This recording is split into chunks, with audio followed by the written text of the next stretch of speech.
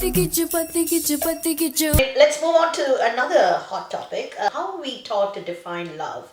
And how is that over? That's quite deep. I can start off. I think because I came from quite a joint family, a lot of people together, and then when I came to this country, I felt pretty lonely. So I really wanted always people around, and that made me really happy. For me, the fear of being alone is something that I can't handle. So I love to have friends around, even if it's like a house party, just to talk, just to you learn a lot from people, and I think the joy of interacting with people is priceless, right? And hence I think from that, and also seeing my parents being in a long standing very strong relationship, I always wanted to have somebody that I can trust. So jumping into relationships quite quickly and really hurting me because they were in it for the wrong reasons. I think my past relationship broke up because it took me 8 years. I knew from the beginning that she was in it for the wrong reasons, but it took me quite some time to actually come to terms with it, because I think although there were so many signs and red flags through that relationship, and people say, oh, is it the same thing in a gay relationship like in a straight relationship? People are people at the end of the day, right? So there are toxic people everywhere, and in my relationship I quickly realized that this person was in it for just the money, and I was still okay to handle that because I just wanted to hold on to a relationship, right? And it took me quite a long time. Another, I don't know. It seems like 8 years is when I kind of realized my previous and in this, where it hit me when she tried to be very harsh with my mom when she was visiting me. That was the breaking point for me, and that I couldn't handle. You could insult me, you could put me down, all of that, but not my mom. And that's when I kind of took the courage to say, that's it, I'm drawing the line. This is something that I've learned, and I think it took me to be 46, 47 to realize, okay, now whoever I'm with should be loving me for who I am and not for my bank balance or for anything else, right? And that's something that is very important, I think, for me as a lesson. Suja? I don't think I was ever taught to define love. I don't think we ever are in a Tamil family as such. My parents were very strong, but even then, growing up, they obviously, immigrant family, they worked very hard, they hardly ever saw each other. Appa would do 24-hour shifts and then Amma would go off and do her shifts.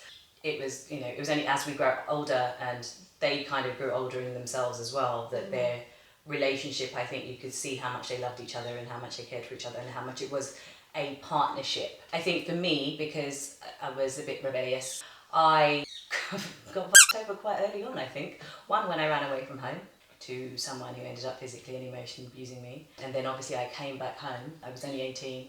Then, as the oldest of 3 girls, I was a disgrace to the family. But why did you run away? It was to run away from something, actually, wasn't it? Yeah, it was. I was running to attention and running away from the negative attention I was getting at home, I guess. They had found out that I had a boyfriend. Usual story, Amma was and I was just, I couldn't cope. And it was no fault on Amma's part, it was just, she was obviously like, you're 17 years old, what are you doing with a boyfriend? You're meant to be revising for your A-levels. As a mum now, like, you can see it, right? But at the time, I was like, I was just like, God, mum. So I ran away, because in that instant, that was kind of like the thing to do. And then even when I ran away, I kind of realised pretty early on, no, I should not be with this guy. But I was too scared to come back home, because unfortunately, I wasn't raised in that thing of, you can come back whenever. Yeah. Again, that's not their fault. I think they just have that mentality of status and what will other people think. And so even when I came home, because my aunts and stuff found out I was being abused, so they brought me back home, and while Appa was glad that I was home, he was also really angry with me that I'd done it in the first place. So when they introduced me to my ex, I knew I shouldn't get married to him. I knew that we had nothing in common. He was from Sri Lanka, he was like 7.5 years older than me. I was redoing my A-levels at this point. I was going to go to uni. Really young. I was young, but I got married. Obviously, I was married to him for such a long time. I'm going through quite a shite divorce with him. To this day, if someone says his name, the first thing I will think of is what my aunt said to me. He's a good guy, he will look after you. Somebody promised that he will look after you. Yeah. I think for me, it wasn't really about love at all. I think when I realised what love was when I had my child. Because that was when I turned round and the idea of unconditional love came along. Yes. Yeah. It was that whole thing of, I will love you regardless of what you do, regardless of who you fall in love with, regardless of who you bring home, regardless of what grades you get or what kind of dumb moves you make. And trust me, they're kids, obviously, they're going to make dumb moves because they need to know you've got their back. Yeah. That for me was like the first time when I thought, this is actually what love is. So I get it. So Radhi, from your point of view, you fell in love at a very young age. So how were you taught to define, I mean, you've seen your parents together, and I guess the teaching comes from there and from your family. How were you taught to define, and how has this fucked you over? I think, I mean, for me, everything is like a lesson. So obviously, I met my ex-husband when I was 19 and then married at 27. But for me, I came from a mum and dad that were really secure, really loving in a relationship, that looked out for each other. But more than anything, I think it's the love they had for me and my sisters. And I always felt safe with them. I never felt like I can't turn to my parents. And it was hard, it was scary, they were scary. But who's not scared of their Tamil parents when you're young? Exactly. But at the same time, I wanted to always please them. I wanted to make them proud of me. So we were brought up very much kind of like, you have to do what your parents say. So yes, we never questioned it. My children question me all the time. I see them. We know. But it's great. Okay, so that's fine. That's a great question. I don't know where you got that from, but that's a great question. I was never like, I don't know how to answer. Let me ask ChatGPT. But at the same time, I think, like Suja said, for me, it's the maternal love that I have for my children. It's been an amazing ride. I think I'm blessed that I have those 3 children. And it's given me so much purpose. And for those of you who haven't had children, you know, it's difficult. I understand, you know, it's hard. But that was one thing I always knew I wanted. I always wanted 3 children. Wow. So you knew it. See, I always knew I didn't want an odd number. Because I was one of 3 and I always thought someone was left out. So I always knew I didn't want an odd number. My sisters and I were close growing up. I think we're much closer now than we were when we were kids. You're always fighting and doing things and trying to get mum and dad's physically fight. I think me and my second sister did. My sister and I used to fight, and then as soon as my dad or mom walked into the room, we had this thing where we would cuddle each other and punch each other. So we looked like we were hugging, but we were like... we weren't as smart as you. We got caught out all the time. And I used to be the one that got in trouble because... obviously, you're the oldest. And I'll be standing there and the other one will be legging it. So I look like the guilty culprit all the time. But did you get beaten up? No. I think I don't think we did. Do you know what? We were relatively really good kids. You lot were so good. I think we were like so. I don't know good. I don't know how. I think I think I was a very obedient kid, but still got pretty whipped, right? And my younger sister, she learned very quickly from the way I was getting beaten up that she had to do something to mitigate the risk. So she would pretend like she's fainting or puking, and she'd be like, you can literally see her go down like that, and I'm like, flippin' hell, you learn to act at a very early age. But I didn't know, so that was one of the reasons I actually got married, because they said, if you don't get married, your sister won't. Yeah. Right? And that was the reason. It's the pressure. That's such a typical Tamil kind of and then I realized she was bloody loving someone, and I wouldn't have got married anyway. So so it's the guilt culture, right?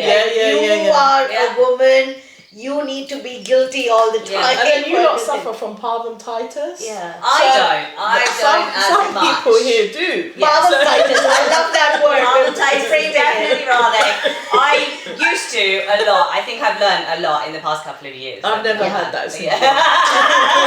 But you are able to identify people with that syndrome, i.e. your friends. And i.e. the people that are inducing this parventitis. And you're like, no. But can you define parventitis? Titus for me because I want to know the exact meaning. Yeah, what is? So you know, every time like you feel sorry for people, or you just For the like, wrong people. yeah. But you think, oh, Parvam, they tell you a story, Parvam. So like you do it. So it's Parvam Titus. Love it. I'm sure I'm not the only one suffering from I think that's a Tamil thing though. Yeah. I think that comes with the guilt. I think you might be mistaking it for empathy. So I do. No, No. You draw the line. This is the line. Stop making it.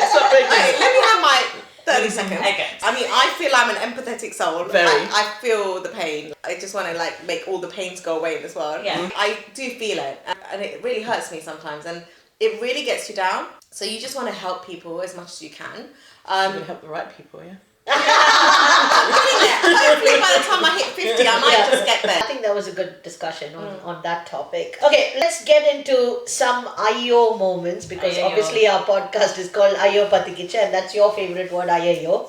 So, a time society tried to shame you and you owned it anyway. Wow. We're just looking at my life in general now. Yeah. Okay. Unless the whole thing is Aiyoo. My whole life is an ideal moment. I guess right now, obviously I'm on TikTok. I'm a content creator. Amazing. Like I said, I genuinely did not start off TikTok that way. When I started off on TikTok, right, I was trying to get my ex-husband to listen to me, and I was trying. So this was before divorce. Yeah, so this was before divorce when I technically started it. So I had tried talking to him. I had tried marriage counselling. And in the end, I thought, if I start something on TikTok, then actually people who watch me might go and say something to him and he might listen to them. Nothing happened. And so then I left the husband and carried on with the TikTok. So TikTok won. TikTok won. The power of China. I have been shamed constantly on there for the things that I talk about, usually by narcissistic men. They will say, stop talking about the community, no, it's not that bad, you're just saying this because you wanted to leave your husband and your children. Run away with a woman. You wanted to run away with a woman. At the beginning I used to get really upset because at the beginning I used to be like, who the hell are these people? Like, you genuinely have no idea who I am or what I'm going through. And then I realised that they're just keyboard warriors who genuinely have nothing better to do. Yeah. And that's what they want to kind of think. Haters are gonna hate. Haters are gonna hate. Waiting for the trolls for this one. The last one just really got me laughing. It was a woman, I think a couple of weeks ago, turned around and she was like, oh, in the mundia vachininga function ga. After divorce. And I was just like, in the mundia vachikunda, na in the mundia. Bhayangara function, miss panna mudiyadu. I was like, what the hell? So I think that's when I was kind of like, there are people still like this out in the world, right? And for every like 5 negative comments I get, I think I get about 10 from women sending me a DM going, Sujaka, thank you so much for talking about this. You know, we are so glad that you're out there voicing things that actually we cannot voice. And I'm in the same situation and can you help me, blah, blah, blah. My counsellor says it's because you're triggering something in them that they cannot change or don't want to change. And I think a lot of the people that end up hating on you in the community are people that are wanting to kind of come out of a relationship themselves or Not able to. because of Stuck what the in it. community would say, right? And they're looking at you kind of going, oh, how have you done this without worrying about the community? Yeah. Because I don't care. The community ain't paying my That's bills. it. That's what I always say to Appa. He's always saying, oh, but look at your cousins. Look how well they're doing. They're a doctor. They're this. Does my face look like I actually care? Yeah. Like, really, no. Exactly. And are those I'm not cousins paying living your they're not bills? paying, are you paying my mortgage? Exactly. No, thank you. Yeah. The most hurtful thing was when Sujay and I started going out and some of the people that we thought were very close to us, I really cared for these people, were questioning Suja right in front of me as to why are you with someone like Suju and she has no family here, just enjoy the time with her but don't be in a relationship with her. I mean, that was very hurtful. I am human too. And I'm a respectable person in the society. I mean, that's a reflection on them, not you. Yeah. That's terrible. Yeah, but you know, it's really hurting when it comes from somebody you care That for, you- that exactly. you thought Friends, you you know what I really, mean? you really cared for, right? So that really upsets. And it comes across as progressive in society, But you etc. couldn't have known them that well if that's how they came across with you. I mean, Well, that's terrible, really. Yeah, and slowly we're learning that we need to filter out people as well. And I think you genuinely, and I'm sure rather you also know this, right? When we are in the worst moments in our lives, we generally realize who your true friends are and who And your true family are, because right? after the divorce, after my parents got divorced, like we lost majority of the people. Yeah. And they claimed I've to lost be pretty much like everyone. really close to us growing up. We would go to their house every weekend There you and go. vice versa. Yeah. And then after it all, well, hello, me and Amma are still there. Where are you guys? Yeah. Nowhere to I be mean, seen. it's also people questioning what their stand is, how their stand in the community has been impacted because we're going out together. I mean, how does that impact their stand in the community? I just can't understand. It's important who we keep close and who we can trust. And our trust circle may be small, but it's a strong trust circle. Yeah. You know, it's absolutely important that you filter out people who are toxic and the Yeah. people who bring in negativity. Whether it's somebody who's your boyfriend or your girlfriend or your friend or your family, if they're toxic, cut them out. Yeah. Life is too short to keep going and investing in such people. The minute you know they're not in it for the right reasons, cut them out. Yeah. You know, do it quickly. It's like ripping off the bandage. Yeah. You know, No, don't it do doesn't what work. I did in my relationship. I was in it because I thought, what is that family going to talk? What are my friends going to feel? Am I going to lose people? I was living in fear in both my relationships, which I very early knew that I shouldn't be in. It affects your health. You won't believe how does. badly It it does. affects your health. And if you are able to be with someone, be it a friend or family or your partner, who brings positivity in your life, they make you there's happy, your life. Exactly. That's it. If they bring you peace, you It's- feel it's safe, peace, right? and they make It's you peace. happy. Yeah. Gigi, what about you? So define, like, how did your two communities, you're like, unlike us, have two communities that you can dip into. I don't know if the You Germans are technically great can take the about good love. ones, Yeah. good points of Germans in love and humor. No, I'm You know what? Let me tell you something. Germans and humor, I mean, they don't go hand in how are hand. you so funny, man? Amma's side is like very cold. They don't show Okay, affection, yeah. and Amma's very different, right? She's very affectionate She's and a papa in everything. a German body. Basically, she's the reverse of a bounty chocolate. She's like the Belgium chocolate. You know they're white on the outside, brown on the inside. That's Amma, isn't it? And then Amma's like, you know, Tamil people, they don't show like their way of showing affection is do your studies Yeah. or get the job. That's where their way of Yeah, yeah. showing affection. Because Or separate. basically. But I should But tell then you, they complain you're fat. Yeah, exactly. So it's a sorry, you're good night. That's what happens, right? So how does it kind of F up your kind of understanding of love? The divorce, right? So it's like you get this version in your head of you see love in an unhealthy way, right? Yeah. But then you see it as well. His brothers and stuff got divorced, so I Yeah. grew up Okay. with not a natural version of what love is, so I didn't Yeah. really see it. But then Dad didn't live with us that much, and then he had a business back home, so I was always with my mum. So it was my mum that showed me unconditional love. Yeah. And it was like, from seeing their relationship, it makes you realise, okay, cool, I don't want to be treated like that. Yeah. So you then get your own self-worth and what your boundaries are, and what then you come up with your own definition of what love is, right? Yeah. So then ever since then I was like a carer for Amma, right? Yeah. Because Amma's health has just declined over the years. So it's just like, yeah, so didn't get a very good version of what love is, really. Amazing, right? Love can't be defined as A plus B No. plus C, right? With different people as well. Like with your children, it's a different kind of love. With friends, your it's friends, different. it's a different kind of love. And most genuine love I have felt so far is with friends. I'm lucky that Suja started off as a friend and now is my partner. So I think I can trust that love, touch wood. So far it's been going great. So we'll just watch the space. But yeah, on that note, I thought we will talk about a little about how your being Tamil, or in your case being cross culture, affected your workspace. Have you felt as a woman, as being Tamil? In my case, I hold all the diversity flags, being gay, Tamil, and a woman in corporate world has been not easy, especially in sales. You don't find in IT sales that many women. It's not easy as a woman. It's a big struggle because you have to have a louder voice, you have to be strong. And I was in a meeting with all men, and this guy kind of put his hand on my face like that. Did you not break his hand? Did you get the slipper out of that point? He did it twice, and he thought it was okay. Normal. Yeah, he thought it was normal for him to do that. Not even look at my face, but do that. And this is the kind of atrocities that happen in the corporate world. But how do you... have you faced this? Education's just as bad. Yeah.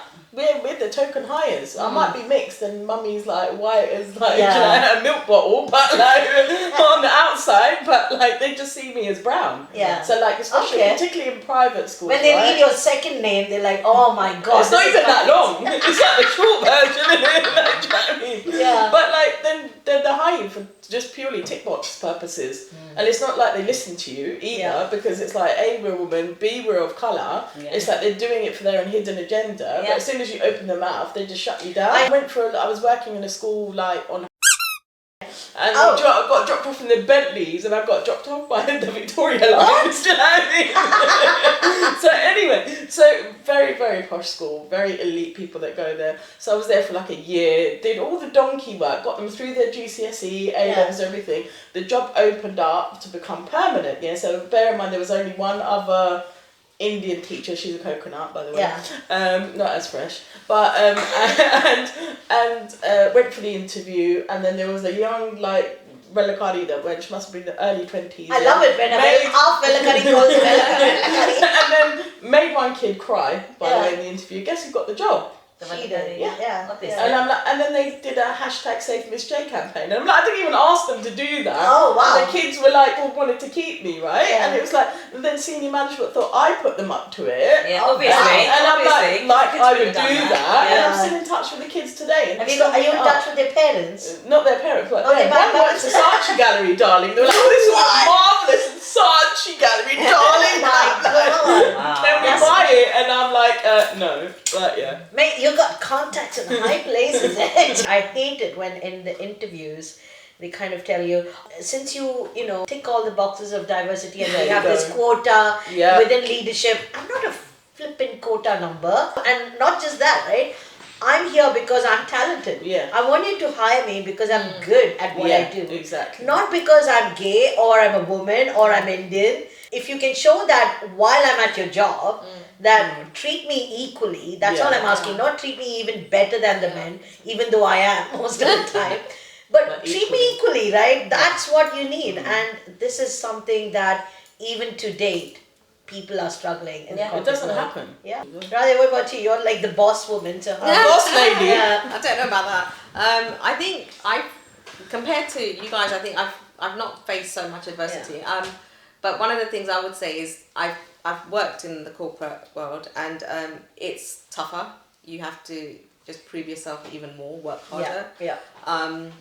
For me, I think I've always just taken it as a challenge. So if someone says to me, you're not going to do this, then I'm just going to go and do it. So for me, I think my work just spoke louder, really. And I think that's how I've always, that's the attitude I've got. So it's always there, that kind of, the inequalities, the racism, all of this is always there. And it's always hard when it's in a man's world like that sometimes. So I think I've just kind of got on with it, and I've just like risen to it. But one of the things I would say is being self-employed now. But you've carved your own way. Yeah. Yeah, So I think but that's what's made me. Yeah. So the paths, all these conflicts, all these issues that I've faced, and I have faced much. A lot of those issues. It's made me come to this path. So everything has. I'm thankful to those people because. That is what made me resilient. Those 100%. the difficulties I had, when I was in these positions, the challenges I had, it made me better. Yeah. If anything, I just got more. I had more integrity. Yeah. And I had a lot of recognition for it.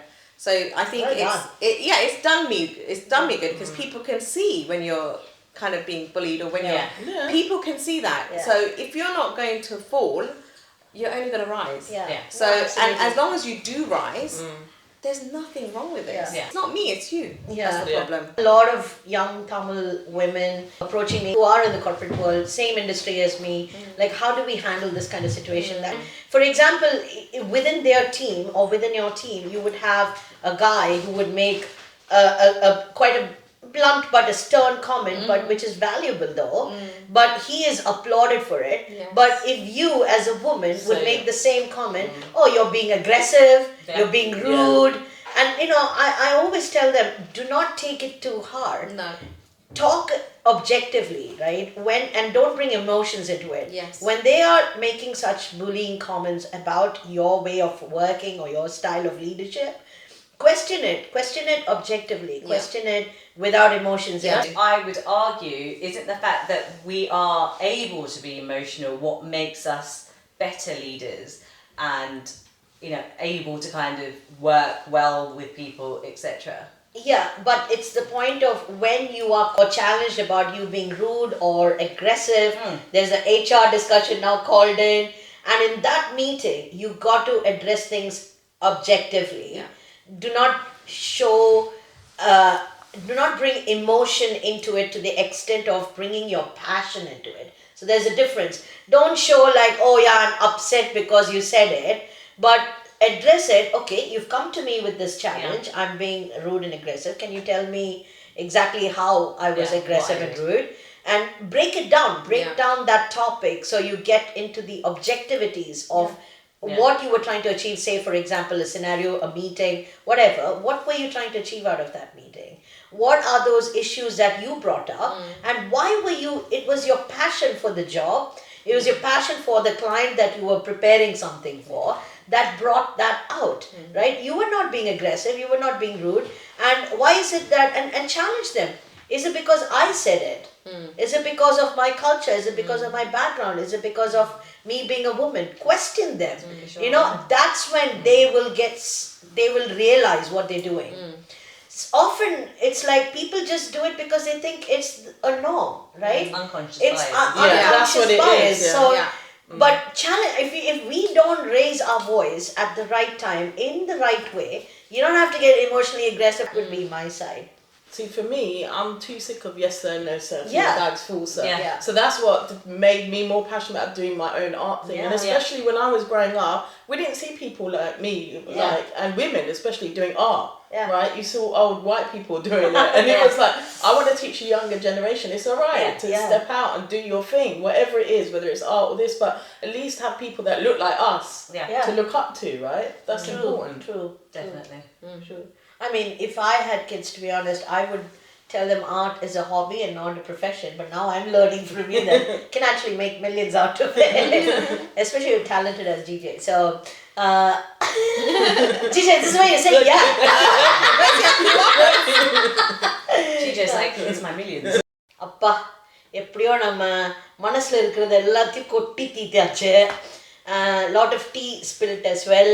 And yeah, thank you guys. It was amazing. I just want to end this by playing a game. The game is about நான் என்ன சொல்றேனோ அதுக்கு meaning என்ன. சரியா? This is a Tamil phrase that we would have heard our parents or our parties use, but what actually it means. சரியா? So you guys ready? Yeah. So the sentence is நல்ல வீட்டு பொண்ணு மாதிரி இருக்கணும். என்னது? நல்ல வீட்டு பொண்ணு மாதிரி இருக்கணும். சரியா? அதுக்கு actual meaning என்ன? Suja, let's start with you. No past, no personality, just payasam. That is good. Well done. Look like a Thaliat, live like a nun, and make samba like amma. Okay. நல்ல வீட்டு பொண்ணு மாதிரி இருக்கணும். அதுக்கு அர்த்தம் என்ன? சொல்லு பார்க்கலாம். Basically, wear a sari, shut up and don't have an opinion. My definition is, can you at least fake being a virgin until you get married? On that note, guys, Aiyoo Pathikichu first program has been launched. And I hope you guys love it. It's been Radhe, great to have GJ with us, and my darling Suja. Thank you guys. Aiyoo Pathikichu, Pathikichu, Pathikichu.